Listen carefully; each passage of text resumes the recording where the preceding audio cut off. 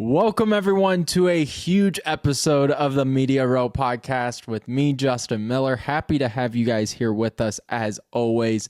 Of course, these shows wouldn't be possible without your support, so make sure to go out there wherever you're listening or viewing this podcast. Make sure to like, subscribe, comment, rate, all that good stuff on YouTube, Apple Podcasts, Spotify, all the platforms. We'll be there to annoy you and entertain you as always. And then, of course, on social media, you want to make sure you're following us at Media Row Pod on Instagram, Twitter, TikTok, all those pages to make sure you're not missing a beat here at Media Row. And then, of course, wouldn't be possible without supporters like Kelly's Little Nipper over there at 1701 East Grant Avenue in Des Moines. Get over to Kelly's Little Nipper and use that keyword in Woodley, and your first drink is on the house. So we have a huge show today because first and foremost, it's a Wednesday. You guys know what that means. We have Drake football head coach Joe Woodley hopping on with us in a huge week for the Bulldogs, because last weekend they survive a tough road trip to Dayton where they win 14-6, earning themselves a share of the PFL title. But we all know, what coaches know, players know, us fans know, the share's an amazing accomplishment no matter what. You want the whole damn thing though.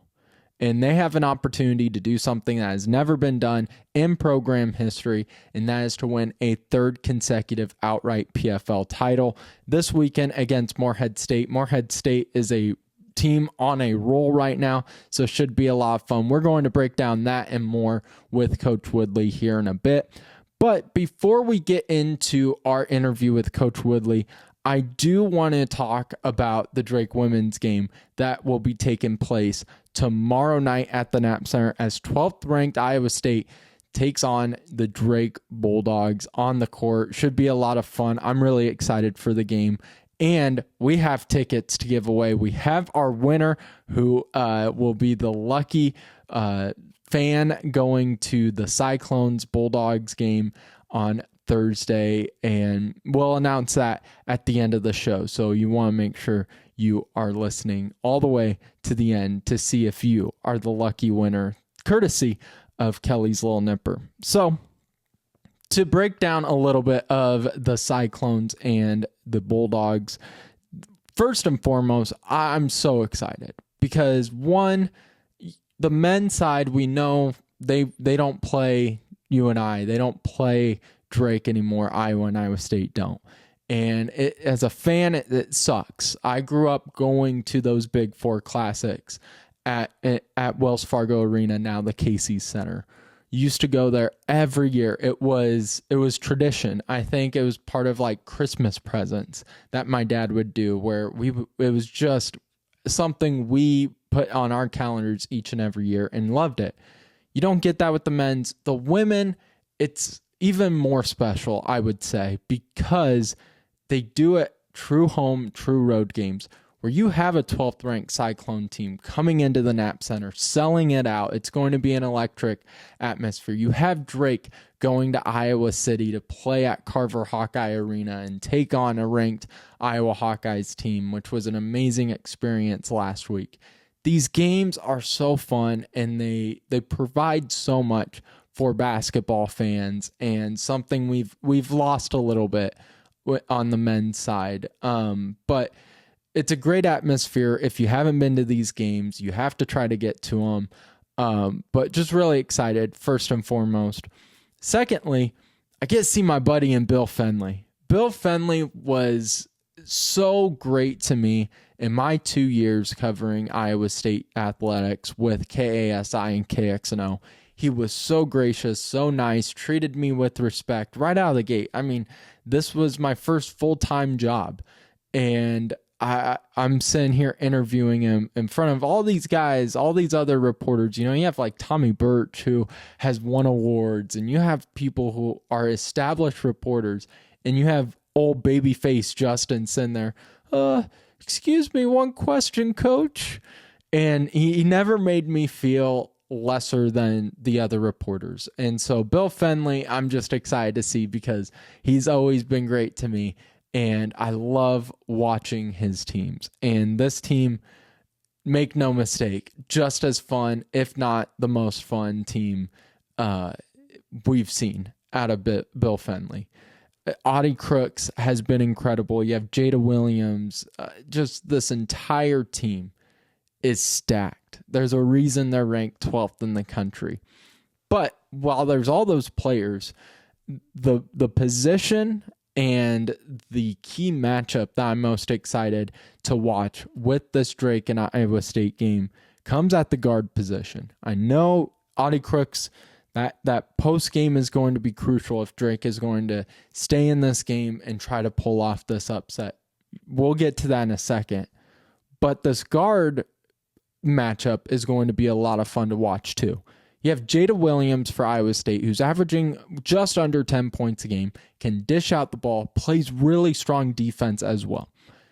On the Drake side, you got Abby Alsma, who we've said time and time again, the second half of last season, I think every Drake fan and every Missouri Valley Conference women's basketball viewer understood she was going to take over that leadership role on the offensive end for Katie Dinnerbeer once she graduated.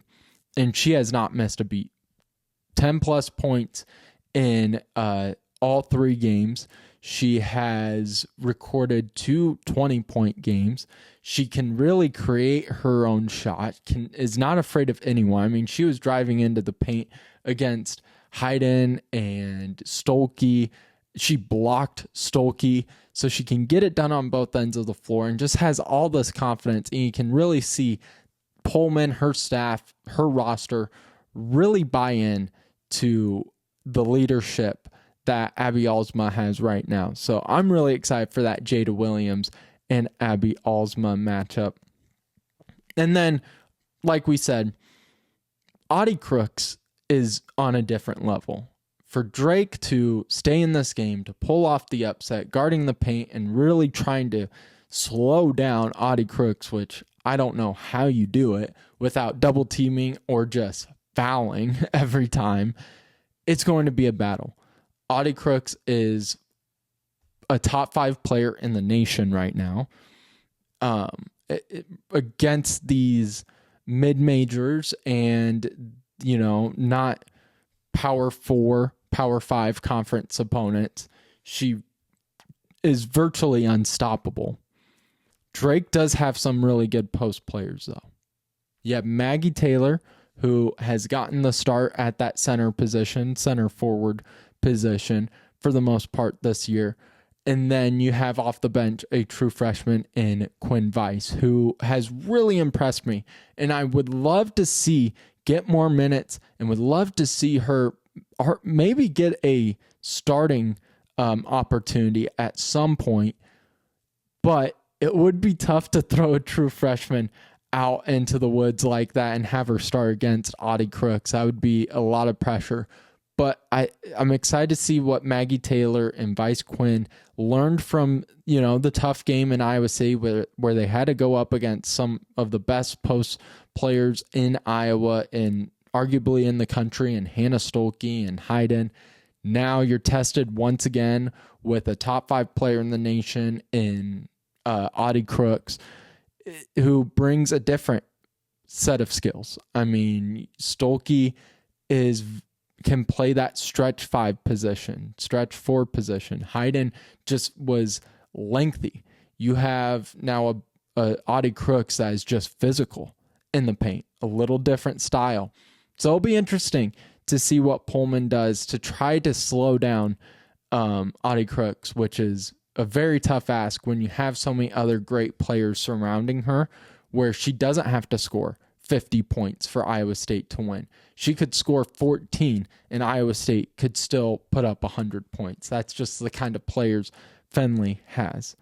Should be a lot of fun. Really excited to cover this game. Tip-off is at 6 o'clock at the Knapp Center. Hope to see a bunch of you guys there. Now, without further ado, let's get to the Drake football head coach, Joe Woodley, with another edition of Wednesday with Woodley, as it is a crucial weekend for Drake football as they look to win their third consecutive PFL title.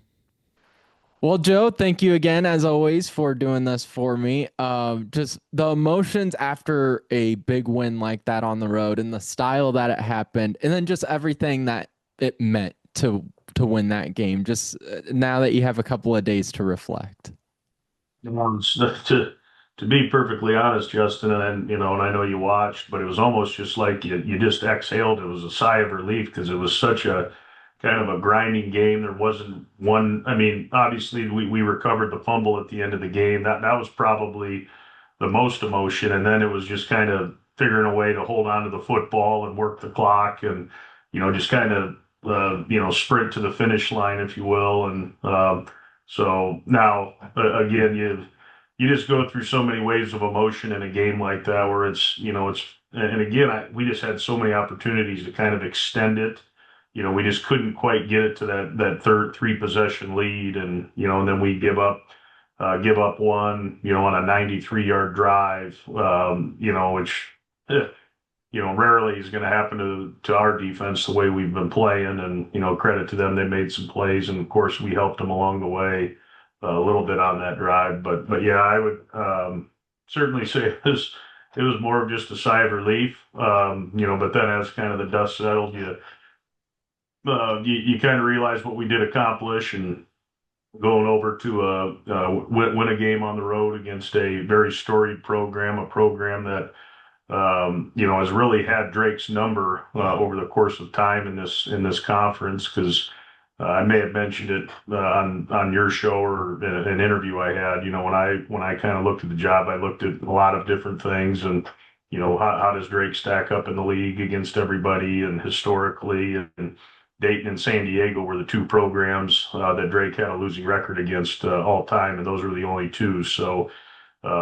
And again, I'm not, I've kept my ear to the ground on Drake football over the years for the most part, and I have always known how good Dayton was, and I really remember how strong they were kind of in my high school years, as I followed Drake, and it was always a huge game, and it was kind of funny. I had a number of guys from the '90s that played at Drake, because those are a lot of the guys I know. They're a little closer to my age. They reached out to me after the game, just basically, hey, we love beating Dayton. They kind of had our number back in the day. So anytime we beat Dayton's is a good day, and so that was pretty neat. Hearing from a couple of guys I hadn't heard from in a while, and so yeah, certainly rewarding, and just real proud of our team, our players, our coaches. Really, just really fought hard and competed all day long, and really some crazy elements. That stadium basically, I don't want to say it sits in the middle of nowhere, but it kind of does.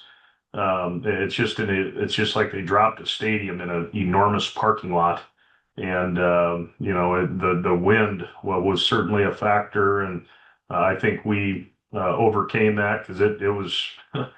It was eating me alive in my head, the day before and really during the game, because we had some issues in the kick game against St. Thomas, and I just knew we couldn't afford to have another day like that, and so we kind of went with a move at the punting spot, at the punter spot. Sam Bruno came in; he's a true freshman, and his first college experience. I'm throwing him out there against one of the best teams in the league, and it's 40-mile-an-hour winds.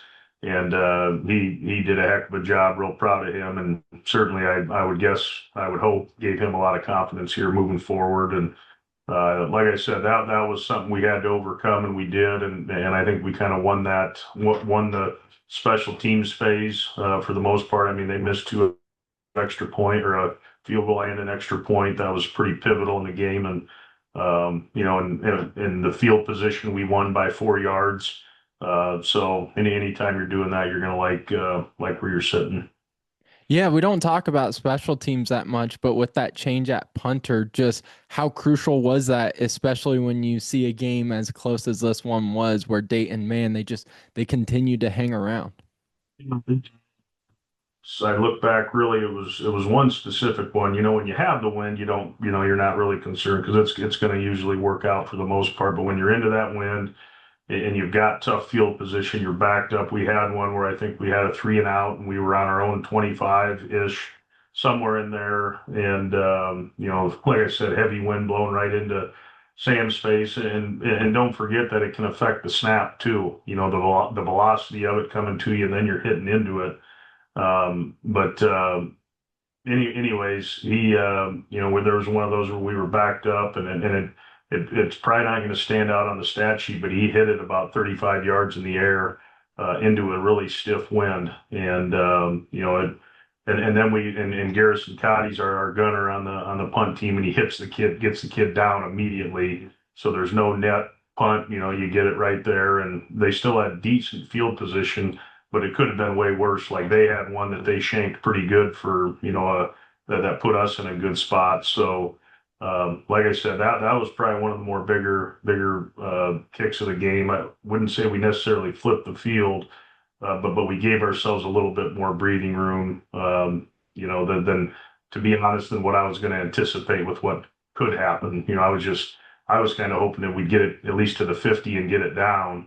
And, he gets it all the way to the opposite 40 and we get it tackled right away. So that's, kind of one more first down that they have to get. And all those little things add up. So, he came to play. And then, of course, his very first one out there, I could tell he was a little nervous, a little jittery, kind of bobbled that snap, but he hit it. Gosh, I think it was a 53-yard punt, his first college punt. So, really neat deal for Sam. And, like I said, he certainly earned the opportunity to go out and do it again this week.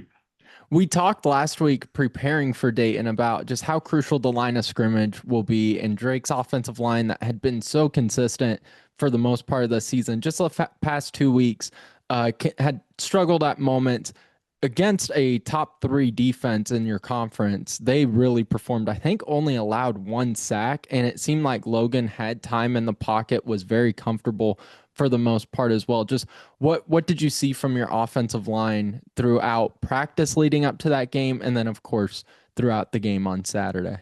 Lines, fought their tails off all year, and they're fighting through injuries, and we have, our left tackle, Nate Mandy Wustine, he's been out for, really since the San Diego game, and Saturday was his first game back since then. And, he's a captain, he's a leader, guy that kind of anchors that offensive line. So it was nice to get him back. And I can't say he's at 100%. Really, none of them are. Nobody is this time of year. We about everybody on that O line is fighting through something, and that just tells you how much they care, how tough they are. And yeah, I thought they performed admirably. Now, were they perfect? Absolutely not. Are there certain things we wish we had back? Absolutely. You mentioned the one sack given up, and again, I don't even know if it was necessarily on them. It's always a group effort with that type of thing. It could be a number of things. It could be a back didn't protect the way he should have. A receiver ran a wrong route. The quarterback tried to escape out of the pocket too early. There's a number of things at play. So that doesn't always fall on the offensive line. But what I think they did do, we were able to efficiently and effectively run the football, and really we had to play a certain way, we felt, going into that game because of the elements. It was going to be difficult to throw the football against the wind and with the wind. Sometimes I think it's even easier to, I don't know if easy is the right way to put it, but sometimes into the wind's a little bit, as long as you can throw a tight spiral, and Logan can, sometimes it's a little better into that wind because when it's with you, you sail some balls, you overthrow some things, and it gets on receivers a little quicker. So. Uh, the passing game, obviously, we certainly had a plan for what that needed to be, and but I think we just realized we were able to run the football. We got out to a pretty good lead. We kind of played to that lead for the most part because they had all kinds of issues. I shouldn't say all kinds of issues, but I think they were trying to figure out who their quarterback was. They played two different kids, and then they had the Wildcat kid in there. So we saw it was kind of a three-headed monster for them. So I think they struggled to find any kind of rhythm with their quarterback, and Logan just kind of kept hanging in there, made enough plays in the passing game when we needed to, but down the stretch, I thought we were able to run the football, and everybody knew we were going to be running the football, and kind of iced that thing. So the other thing at play, I the last couple of weeks, just because of how efficiently and effectively I think we have ran the football all year, we're starting to see a lot of pressure, a lot of blitzing, and Saturday was no different. And and maybe credit to them, with the way the elements were, maybe that was the smart play. That's not a world we necessarily live in on defense. It's not our belief system. There's a time and a place for it. Don't get me wrong, but because I think blitzing can sometimes it's feast or famine. There's no doubt about that, and I think we made them pay on a couple of them. And it was really the difference in the game. As long as you just keep being consistent, keep believing what you believe in, and that's what we did for the most part, and found a way to get a victory. You talk about, you don't have to blitz or not have to, but you don't blitz as much. It's not part of your system on the defensive end. It is pretty nice when you have a captain like Sean Allison who you can really do anything with. I mean, I feel like wherever that ball is, he pops up as one of the members on that Bulldog defense, but he has two interceptions. Just, I know we've talked about him being one of the first guys you talked to when you took this job, but just how important is it to have a guy like Sean Allison on your team? And he's an extension of this coaching staff. He's a captain for a reason. He's on our leadership council for a reason. He's got a voice. The players listen to him, and they listen to him because of the way he just goes about everything. It's your best football players need to be playing their best football this time of year, and man, he has kept the foot on the accelerator all season long. He's played his best in every game, and highly productive. And Saturday was, just really one of those, just one of those days for him. He about had a third interception too. Yeah. Two really huge interceptions for us. One I wish we would have taken advantage of a little bit more, but the first one he had, kept points off the board for them and kept them from getting any kind of lead in the game. Because they hit a big run, and then they're kind of down there in the red zone, and he just makes a heck of a play just because he knows what he's doing. He's locked into his job at all times, and yeah, he's just playing at a really high level right now. And like I said, that's just who he is. He doesn't know how to turn it off. He just plays extremely hard on every single play. And again, I know I've said it time and time again on this deal, but can't say enough positive things about him because he's like that in practice. He's everything he does. He's maximizing his God-given ability. I mean, he's really reaching the max of that. And when you got guys doing it, and we've got a number of guys that are in that boat as well. And but he's on another level right now. Just real thankful for him. Being a first year head coach at a place like this, it's nice to have a guy like that. That's right by your side, and he's just being really productive right now. As a fan and as someone covering this team too, I feel like he just adds a sense of calmness, even, in crucial moments. Like on that first drive is a perfect example. Dayton's marching up the field, looks like they're about punching a score, and he comes up with a big play. I assume it's the same for the coaching staff, where just the defensive unit as a whole, but especially Sean Allison, just you're always confident, always have this calm presence around if he's on the floor or on the field. Yeah. No doubt about it. And Sean's just he just kind of embodies the what you want. What I want this program to look and feel like moving forward is he's kind of the face of that right now. Just physical, uh, intense, competitive, high standards. Uh, that's kind of what we're striving to get with everybody. And when guys see him, and they guys feed off that energy. It's contagious, and you can feel it. It goes from the defense to the offense, and special teams, and yeah, he's just can't say enough about him. Just real thankful he's on our side, and yeah, there's no doubt, Justin, when he's out there, you feel pretty good about the defense and what's about to happen. So just with the win at Dayton, now you guys earn a share at least of the PFL title. And just I know there's still more football to be played. This isn't the final goal, but just as a first year head coach here at Drake, and just with everything that changed and the roster overturn, just is it pretty crazy to look back at where this team has come? Yeah, it's crazy, Justin. I mean, it's almost been a full year. We're about a month away, I guess, from being about a full year of me being here, and gosh, it seems like you snapped your fingers and it went fast. And and I don't know that I'd necessarily have said that early on because it was obviously it was a huge change for me. But I will say that that these guys have really accepted myself, this coaching staff, because I'm sure that wasn't easy to do on their end. They've had a lot of success, with the previous coaching staff that was here. That and those coaches recruited them here. It would have been easy for a lot of them to, jump in the portal or transfer or what have you. And but I think it just shows you how much they care about Drake and this football program, and what they have helped build here the last several years. They wanted to have a solid foundation for future teams to build off of, and they've exhibited that every step of the way, with us. And they've can't I again I can't sit here and say everybody in this program is totally bought in, but man, it sure feels that way. Because of the success we've had, and because they've responded to everything we've asked them to do, and they've done it with uh, great enthusiasm, great energy. Just tells you the kind of people that are here, that are involved with this program, that touch this program. It's special.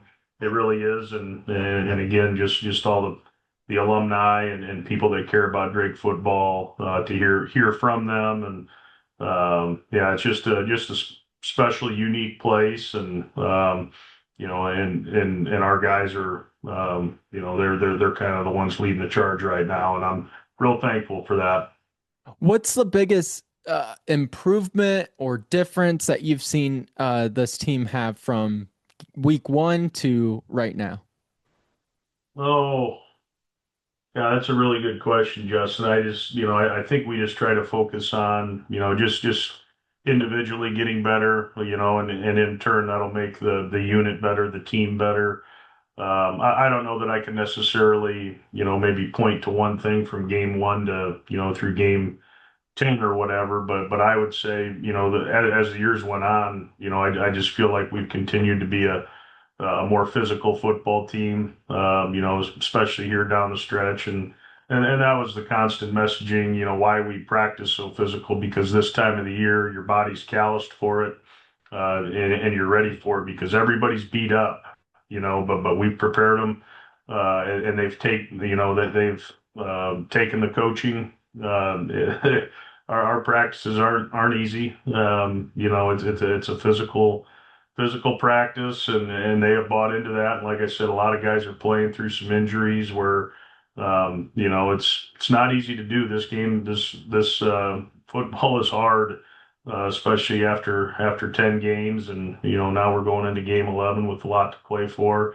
But that's what makes it all worth it. When you get to this point, and you've got a lot to play for, and you have a lot to play for no matter what. You're playing for your teammates, playing for your school, and playing for the history of this place, and then what you want your legacy to be as you leave. And I just think all those things are really at the forefront right now for us to to really do something special here. But answering your question, Justin, I just think they've improved in a lot of different areas, and just real proud of them.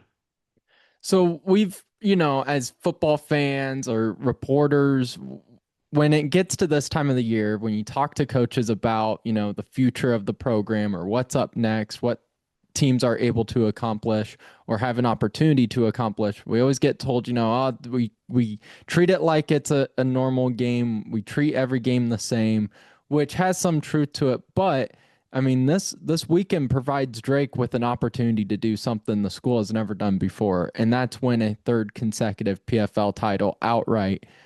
Does that change the way you prepare for this week? Does that change any sort of mindset for the players going into this weekend?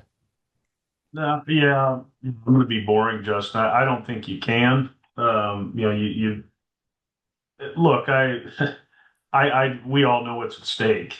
I mean that's certainly not lost on us by any means. And yeah, we've talked about what's at stake, and because I'm not naive and to think that that's not on their mind. But at the end of the day, I'm confident that they're going to come out to practice, and it's going to be like every other Tuesday practice we've had, and then Wednesday, and then Thursday, and then Friday, and we're going to get to game day and they're going to be ready to go regardless, of what was at stake just because of who they are and how they've been. I firmly believe that. And yeah, I would guess there might be a little more added edge and intensity because of what is at stake. And, it's now you can say that because it's down to one.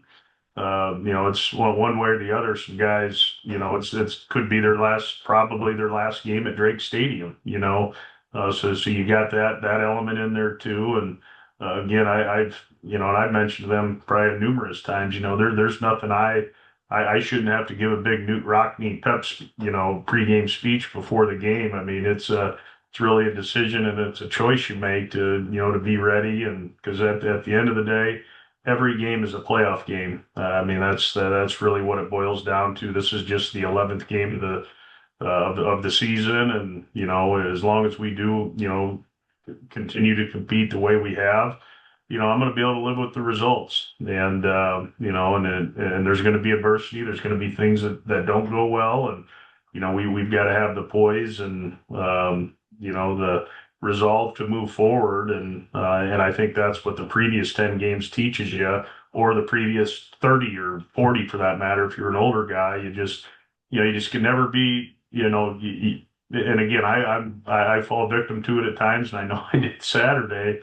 of losing your composure because when you're competitive and things don't go your way, sometimes you react in a way you regret a little bit. But for the most part, you've got to stay on that kind of even keel and never get too high, never get too low, and that's the reality. And if we can do that, just do what we do and do it well, we're gonna I'll be able to live with the results no matter what. So you have Morehead State coming to Des Moines this weekend. They've won four in a row. They're a team that I think a lot of people have seen great improvement throughout the PFL portion of the season because they were kind of off to a slow start. They did play some good competition, but right now really playing some really good football when it matters most. Just what have you seen from them? I know we always look at the offense first. Yeah, thoroughly impressed with them. Like you said, they've got they're in a rhythm right now of winning, and and then they beat Butler, their last time out, and Butler, who team I thought was really really good, still do think they're really good, and Moorhead found a way. They got down, they battled back, so they're finding a way to win and different ways too. That's the mark of a good team, and I certainly believe it's spearheaded by this quarterback they got. He's a stud. He's a really good football player, makes a lot of plays. Just a real tough kid from what I can, at least from my vantage point. They got one super dynamic wide receiver, and they've got some other ones in there that are pretty darn good too, and a couple of good backs, kind of a thunder and lightning, if you will. One big guy that breaks tackles, another guy that's a little more electric. Offensive line's big, just like every other offensive line in this league. And just thoroughly impressed with them, and especially the way they go about their business on offense. Just appear to be really well coached. Do a lot of different things that can kind of put you in some binds, and we've got to be ready for all that type of stuff. But the reality is, we just got to do what we do and do it a little bit faster than them. I just have always believed in that, and that's why you have rules within your defense and some things you can do within that base structure to maybe help you defend one guy better than the other, maybe make somebody else beat you, that type of thing. And then on the defensive side, I think they're again lot of athleticism on the defensive side of the football. Certainly in their secondary, they got a couple defensive linemen. I'm really impressed with one of their ends in particular, and good backers. They're aggressive in that secondary. With wide receivers, they'll play some man coverage. You got to find a way to get open, and we got to help our guys get open with some things that we do. And but yeah, this is a good football team. It's and our guys, they got a memory too. This Moorhead team came into Drake last year, and and kind of uh, made them take made them go into their last game having to win that last game because Moorhead came into here second game of the year or second to the last game of the year last year and won. So and again, a lot of those guys are back, and a lot of our guys are back. So again, this is a damn good football team that's coming into Des Moines, and they're playing. Yeah, they may not be playing to win the conference or anything like that, but I believe I read something because they're sitting at 6-5 right now. They haven't had a 7-win season in 25 years. So, and again, don't quote me on that. I thought I read that somewhere, but either way, 7 wins is a hell of an accomplishment, especially considering when they played. Austin P and Illinois State, Hmm. and those two teams are playoff bound in the FCS, and those are two of them, and to be able to put yourself in a position to win 7 is pretty damn impressive. And like I said, I'm impressed with how well coached they are, and yeah, it's going to be it's going to be a task on Saturday, and but at the end of the day, man, you're playing for an awful lot. Last game of the year, what more could you ask for? It should bring out the best in you, really both sides. So tells you, should be a heck of a contest on Saturday. And then I'll just finish up with this one, more focused on you with your first year here at Drake. Just what's the biggest thing that has impressed you with the Pioneer Football League as a whole coming from NAIA? Just the depth of it, week in, week out, it's a brawl. Everybody's good, and there's a lot of parity, and it's one thing or the other every weekend. Really good defense, really good offense, really good kicking game, good quarterbacks. Again, just the size of really up front on both sides is that was I don't want to say surprising to me because when I was at Grandview we came over here and played Drake, and that was something I always remembered was just the size of the O and D lines, and and really just the coaching. I think there's a lot of really good coaches in this league, and you got to be on it. Whether it be in the recruiting piece, you got to have talent, and then when you get out there with the X's and O's, you better be prepared because you'll get exposed if you're not. And but yeah, just all in all, just it's great. I mean, I love this league, and it's been fun to kind of follow everybody in the league, and because man, every time you get done with a game, you go right to whatever app or whatever ESPN and Hmm. look at the scores, and like wow, I didn't see that coming. It's just like it's like one of those every week, and that just tells you it's a good league. And again, I think I've said it time and time again. I liken it to like the NFL. It's like man, anybody can beat anybody on any given day, and that's what makes kind of get your motor running, each and every week because it's a new week for everybody, and you're going to get it everybody's best shot. So I've thoroughly enjoyed it. And I think it's a awesome league, and I think it earned a lot of respect this year. Based on some of the things that were done in the in the non-conference portion of the season, and then really just within the league too of who can beat who on any given day. It's crazy. Well, Joe, thank you as always for doing this with me. Hopefully, Saturday we'll have a great one and we'll be able to chat at the post game press conference as usual. And then next week with our Wednesday with you, be able to hopefully celebrate a little and prepare for some playoffs. So sounds good, Justin. Yeah, hopefully that's a celebratory meeting with you. I didn't like our meeting after the last home game, but yeah. Either way, at the end of the day, Justin, I know you alluded to it earlier. Um, you know, you know, clinching a share of this conference title is a feat within itself, considering a lot of the things that took place. Leading into this season of coaching change, a number of guys, 25, 24, 25 fifth-year seniors that moved on.